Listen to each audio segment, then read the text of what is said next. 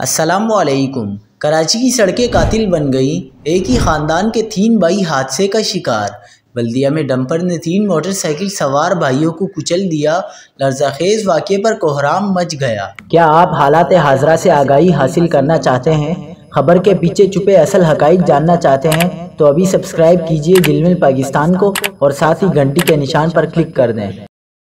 آپ کو بتاتے چلیں کہ کراچی میں ٹریفک حادثات کی بڑھتی ہوئی تعداد شہریوں کے لیے ایک بھیانک خواب بن چکی ہے۔ بلدیہ لکی چڑھائی کے قریب ایک دردناک حادثہ پیش آیا، جہاں ایک بے قابو ڈمپر نے 3 سگے بھائیوں کو کچل دیا۔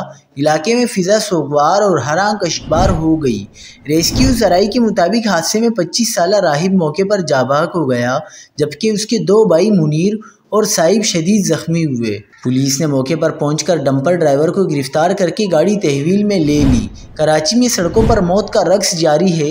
بے قابو ڈمپر، ٹینکر اور دیگر بڑی گاڑیاں شہریوں کی زندگیاں نگل رہی ہیں، لیکن کوئی روکنے والا نہیں۔ آخر کب ان حادثات کو روکا جائے گا؟